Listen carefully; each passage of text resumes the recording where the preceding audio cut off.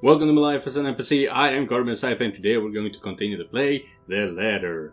Let's see, where were we in the last episode? I believe we had just decided to take a break from Lucas. No, from Luke. Luke is his name. Lucas is something else, I guess. And yeah, he took it well enough to just accept it.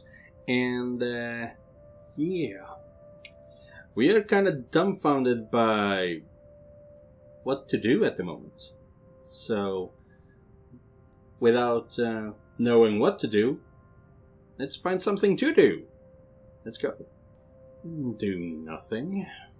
There isn't much to do, it seems, whenever I step up to the plate and try to take responsibility for something.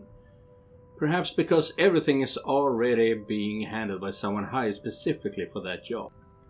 And with Johans overseeing the staff and Luke handling everything else as a whole, that doesn't leave much for me. I can't even take the job of delegation because all it takes is a word to one of the senior staff and everything will be taken care of for me.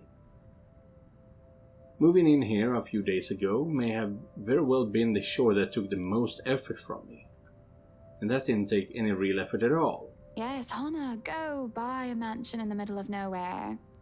Yeah, so that's kind of interesting. She's actually getting bored with a luxurious lifestyle because she realizes that when you have everything, you have nothing to do. Kind of. Good idea. Great plan. There are no dishes to set aside and busy myself with. Any mess left behind is now nearly non-existent. To sit on a counter while eating cake is supposed to be my next plan. Alas, there isn't even one to finish off, and I don't really know what brought me to the kitchen in the first place. It's not like I'm craving anything else, nor do I have any unfinished business left here. But there's a calling to this room. And I am getting annoyed with that, because Luca got down, so that's all. Just needed to get that out of the system. Speaking of calling, why not do just that? Might as well, since I have nothing else to do. At least that will require some effort on my part. With how cut off from the rest of Luxborn the mansion is, and with how long it was abandoned before we moved in, having a landline is out of the question. With the solution supposed to be our mobiles. Though it isn't much considering how spotty the signal is in the area. Why would you? Then that seems really weird. Then maybe considering how wealthy you are, you could put up a telephone mast. I'll take a bit of maneuvering to get even a single bar as it is. Takes a bit, as I said it would. I have to park my rear on one of the cold drawers, but that suits me as fine. Another matter that needs my effort is who to call. She who must not be named is certainly off the list. Rochelle. That doesn't leave much in the category of close friends who attended the party, along with the category of who else is awake at this early hour. But soon enough, I manage and the call goes through. Hello, Rebecca Gales here. Becky. Who's this? Good morning, Becky. Hannah? Oh wait, how did you get my number? You responded to your RSVP through the phone. It's all saved in here, of course. I thought I'd like to say hi and make plans and get together sometime. Also, I'd love to hear news about your mother and father and about you, my dear. Oh, I hope I didn't wake you up. Oh, you're good. It's sports day at school today, so I was just prepping for that. Figures that you'd be a teacher as well. I'm sure your students must absolutely adore you. Don't know about that. Mathematics? History, actually. Anyway, it's real nice to know you've got my number. I was going to ask for yours because Mom wanted to keep in touch. You could have asked, silly girl. I would have gladly given it to you. Couldn't, though, because, well, the thing that happened. I mean, no, not Isabella. Hannah is such a sweet girl. I just cannot get enough of her. I really am sorry, though. I gotta run. School, schedule, stuff. Is there anything else you want to say? Don't want to use the mobile while driving. Oh, of course, of course. I shouldn't keep you. but I wanted to thank you for your company yesterday. Not a problem. I was hoping you could thank Zachary on my behalf as well. He was really kind and wonderful. Oh, that would be really nice. If we actually had been dancing with Zach, would we be calling him instead? Because I thought Hannah would call him, actually. That would be interesting. Well, you can tell him that yourself if you want. I can give you his number. Oh, right, we don't have his number, of course not.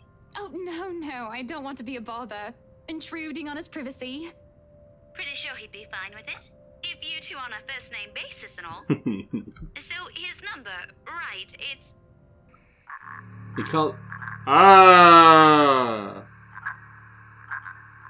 The call starts to go static, much to my frustration. A strange clicking noise drowns out most of her words too. I can barely understand what she's saying.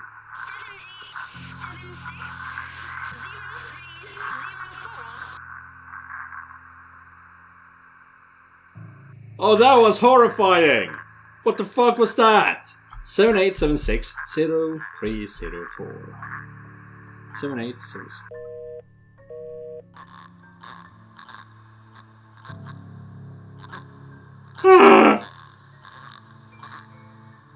I can feel a headache coming along. It's just building up, starting from the light throbbing on one side of my head.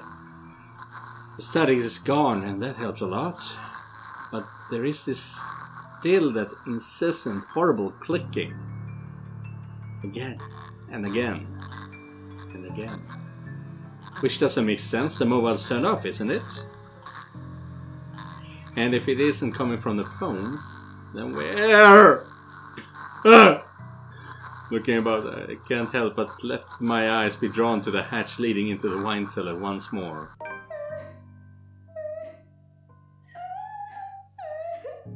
That's when the clicking stops, and I can hear that crying, that familiar crying from before. It kinda sounds like Hana, to be honest. Oh, this better not be a time loop kind of thing. What happened the other day when I was told that nobody should have been down there? I tried to forget it because of how it unsettled me so. One can hardly do that when I'm looking at the very thing I'm trying to forget. Somebody's crying down there again. But if I leave it alone, it simply won't stop bothering me for the rest of the day. They might have forgotten to lock it with a party going on. This again? If somebody is pulling my leg, I will not be happy. Ah, she did it automatically! You bastard! True enough, all it takes is a bit of a pull to open the hatch. As I look down the cellar, a sense of uneasiness washes over me. It isn't just the sudden onset of vertigo and nausea, but also the darkness. It's suffocating. And as I look down, it feels as if it's looking back at me. I worry that something will suddenly pull me into the day. Yes!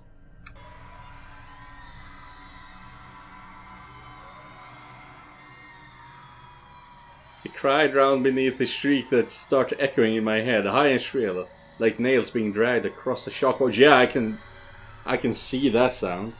I can hear it. They're all screaming, shouting at me.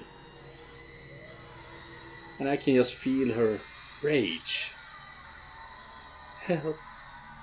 Help me. She wants to drown me, drag me down and crush me in the very depths of darkness until there is nothing left of me. A deep abyss awaits for me. My death.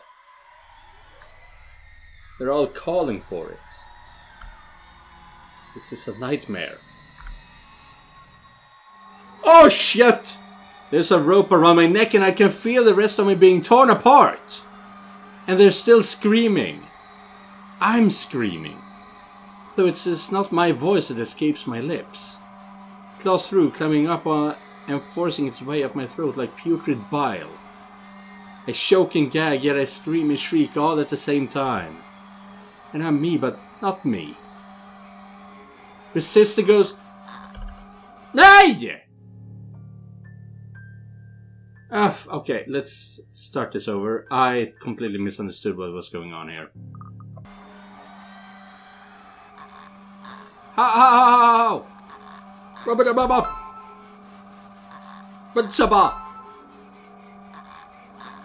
Well, do something! Achoo!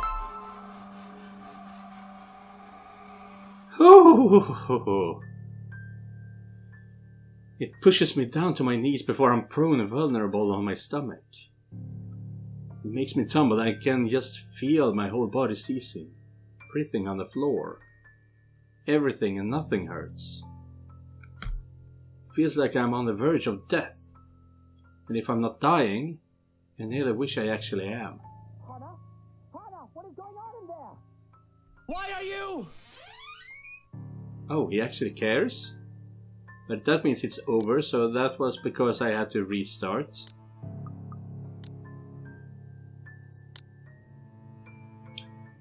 Oh, I've never seen this before. Hannah called Rebecca Gales, hoping to catch up with an old friend. The talk got interrupted by a horrible clicking and the cry of a woman from the wine cellar. Brains. What the fuck was that sound? Seeing Luke, something snaps back and I'm able to take a gasp of air on my own volition for the first time in what felt like centuries. I would have rejoiced and cried for his name if the pain still did not rack my body. Wow! Resist the mansion's influence. What does that mean? Instead, all I can do is stare listlessly as he comes to my side and lifts me up, cradling me in his arms. He tries to get me to my feet, perhaps to take me out of here. But all he's able to do is get me to sit. Make sure I'm not thrashing on the floor. I can still feel my muscle spasms, limbs jerking like a puppets on a string. Luke holds me tight and keeps me still so that I do not hurt myself anymore. Whatever it is that happened, it has my mind feeling frayed and battered. Eventually the pain dies down in a dull ache. My own tongue stops feeling like cotton. It's only now that I can feel the wetness on my cheeks, tears streaking down my face. She was choked after all.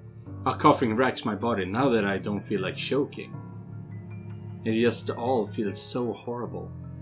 But I don't care. I don't care. Please. What happened here? Who did this to you?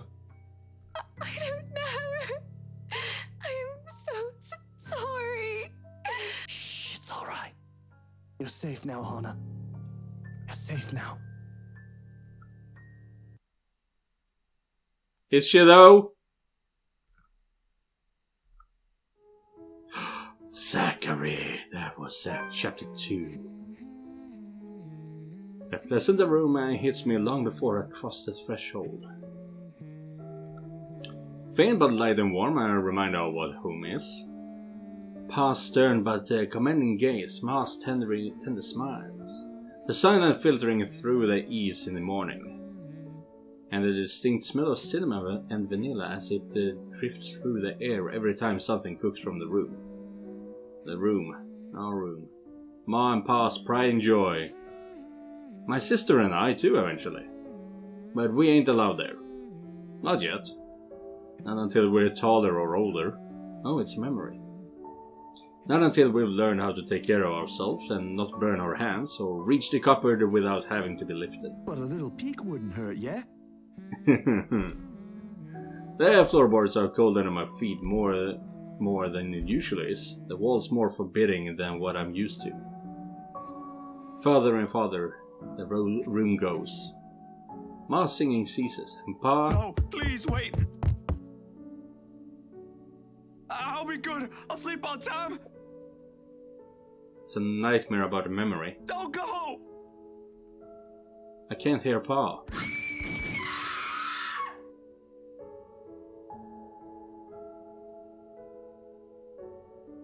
Whoa. Not above the raucous clanging and the deafening roar of gunshots, nor the scream replacing the comforting soft melodies. There is only the blinding fear. When my foot slips, the red sea that catches me is bitter and frigid, but the blood that drips in my hand is warm, warm, warm. It ain't my blood. The walls tumble and everything goes quiet.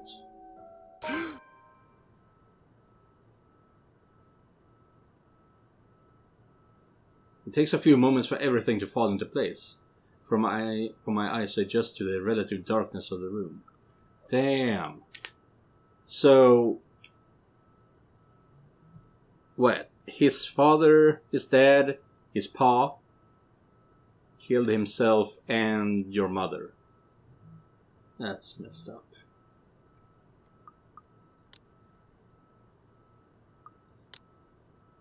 Zachary.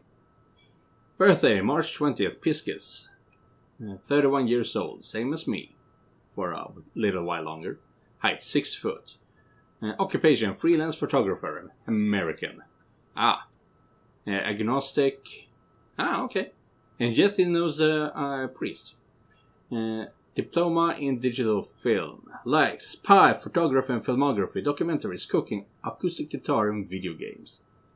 Before his parents' death, he lived in New Jersey where his family owned a diner and bakery. He and his older sister were orphaned due to a hate crime. Okay. Not a suicide murder.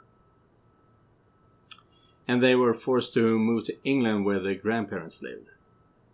He had loved cooking and helping out with their old diner, but grew lazy and disinterested after the incident. It did not help that he was one of the few blacks in a predominantly white community at the time. His passion for the visual arts sparked when he found old Polaroids and home movies of his parents. Freelancing helped pay his rent, but the man had long set his sight on the indie film scene. It was during the creation of his first documentary that a robbery occurred and Ashton was there to investigate. Being in the wrong place at the wrong time led to Zachary being placed as a suspect, but the rookie detective helped him clear his name. Well, thank you, Ashton. Despite the pleasant chill the AC brings, my shirt is clinging tightly to me, and my blanket a tangled mess around my throat. Morning has not arrived, and yet... Way too early for this thing, man. Yeah, dude, I get that. Dreaming about your family being murdered like that cannot be easy. And too long. Too long since the last I've woken up drenched in my own sweat, head littered with thoughts that are gone as soon as my eyes open.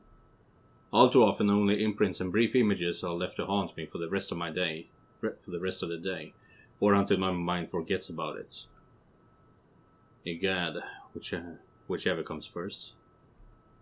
Yet vivid or not, what little I can remember does not matter.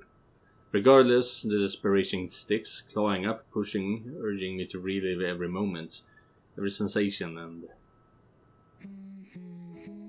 Yes, a twinkle in Ma's eyes when she looks up from her work. Floor dusting her nose and cheeks. The scent of freshly baked bread wafts from the oven as soon as Pa opens it, and the homely fragrance of honey fills the room.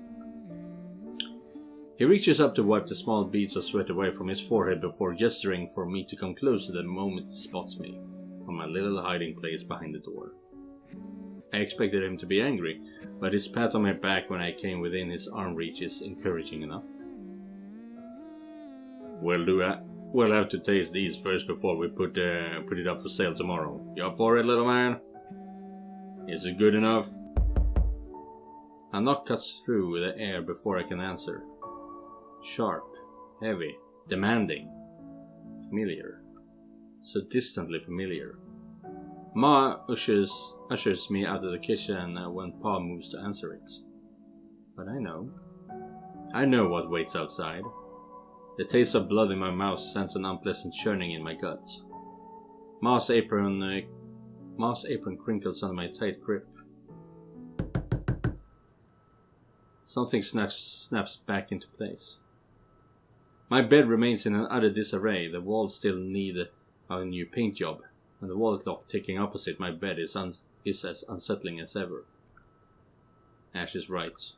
I should have already replaced that when I had the chance. You're no longer there, Zachary. Here and there are miles apart. Calm down. Breathe. Shit. He's still having nightmares about being hunted by fucking racists.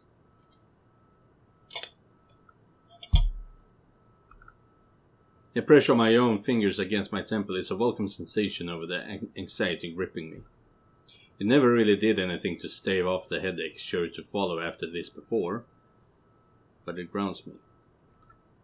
A little reminder that I am safe, away from the place I once called home, from Ma and Pa's. The urgency with each rap that follows finally chases away the ghost threatening to hang around. Why anyone thinks it's a good idea to knock at somebody else's door this late confuses me. Nana would chase them all away with a broom if she was here. But no matter what, it's a welcoming break from the thoughts about to take a morbid turn it left festering. It's probably just Ash anyway, looking for a place to crash. Looking for a place to crash. Wonder of wonders why he's bothering with a courtesy when he never did so before. Even with that hunch though, habit compels me to check who it is first through the peephole. Better safe than sorry, they say. Oh. Except the person that greets me on the other side ain't him. Unless his hair grew long overnight and he started wearing a ponytail, of course. Which I highly doubt will happen anytime soon, no matter how funny that looks in my head. I waste no time opening the latches. Isabella, it's late. What date is it then? Do we know the date of today?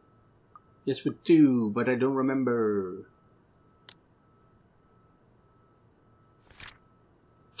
I don't remember the date. Jeez. There's something I can't quite pinpoint in her eyes when she looks up. Her face is pallid shade, shoulders tense, breathing heavy, and an uncontrollable shaking in her hands she's trying to hold back. Hide, if I didn't know any better. Hey, Zach. Sorry. I know it's weird for me to show up at this hour, but you are the closest to my office, and... Okay, so this is right after... Oh shit. Right after the attack on Isabella in the office. No. It's perfectly fine. I'm not really working on anything right now. Do you want to come in? Is it all right? I know you should be sleeping at this hour, but I thought... I'm sorry, I just thought...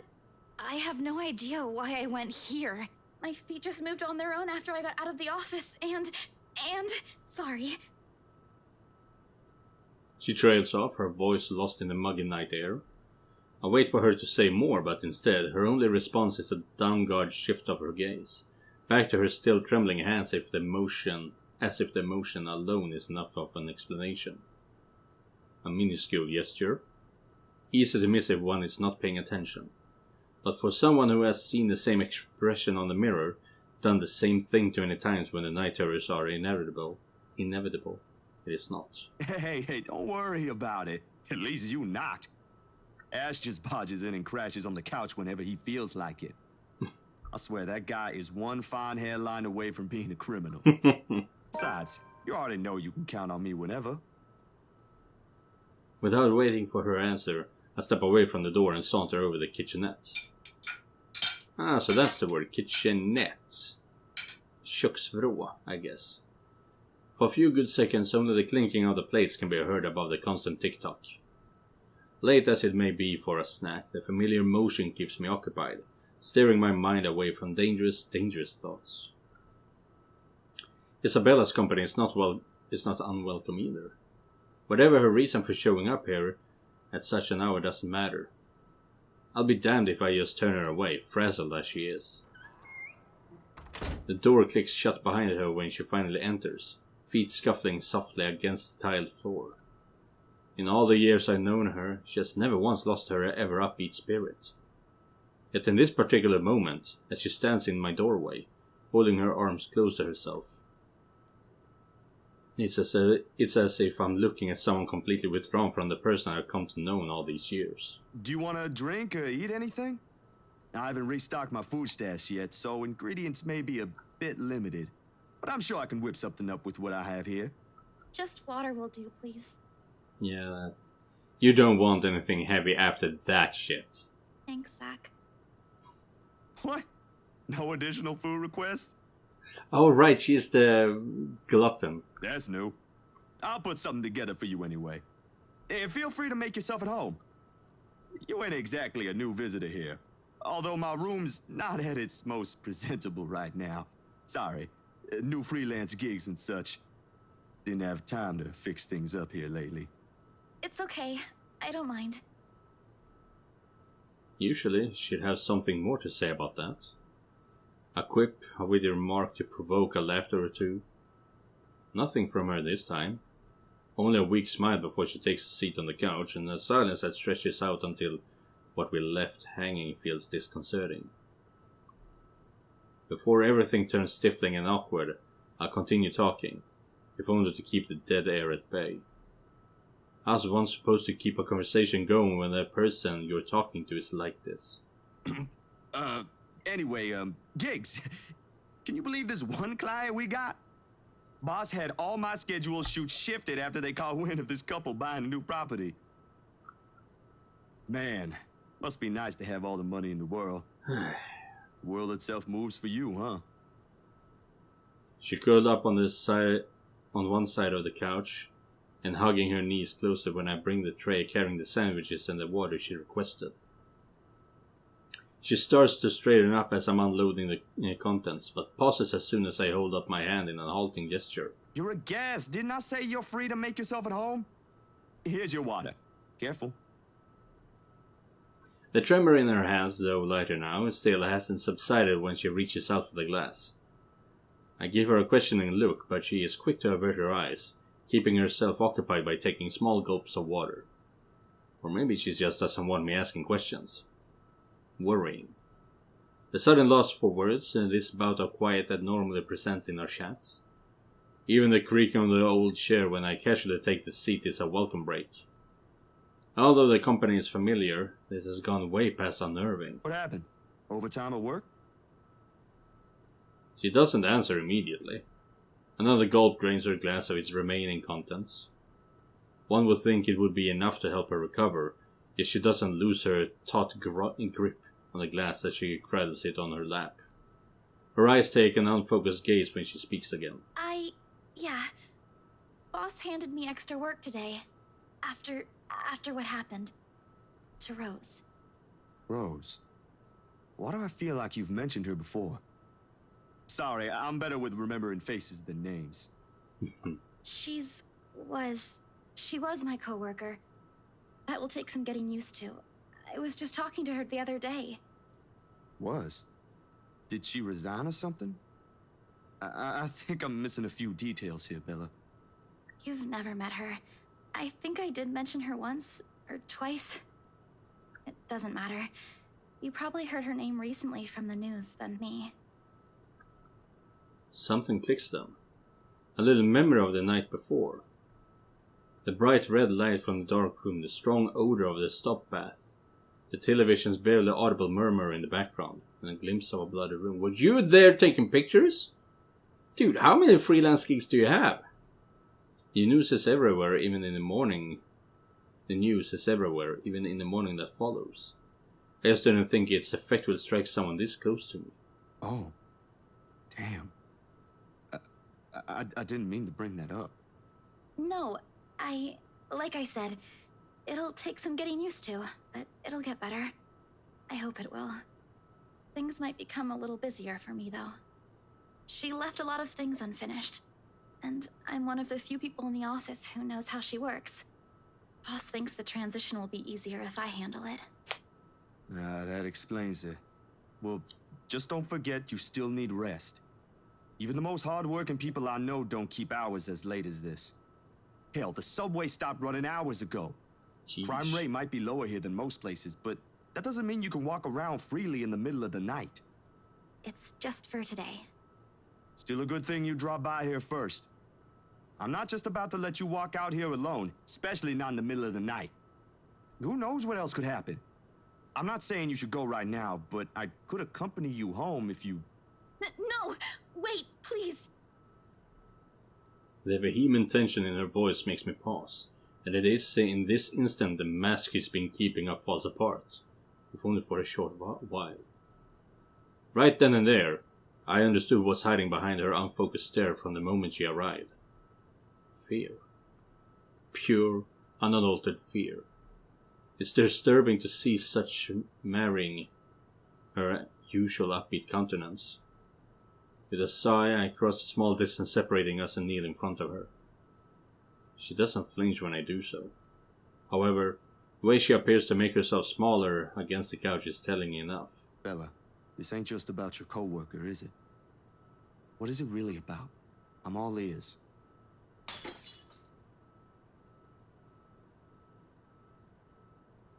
The sound of glass shattering runs through the air as soon as her hold on it loosens. Okay, she dropped. It was nothing in the kitchenette.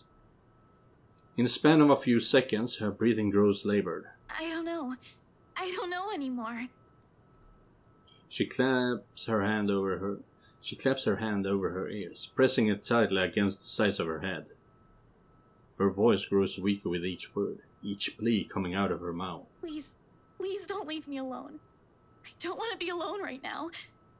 I can't shake it off. Everywhere's not safe and... All right, Isabella. Look at me. Look at me. My hands are firm on her shoulder when I pull her up to look at me. It takes every force of will to ignore the terror in her eyes in favor of taking control of the situation. Too close. Too similar. Breathe. Breathe. You're safe here. Inhale. Hold. Exhale. Stay in the present.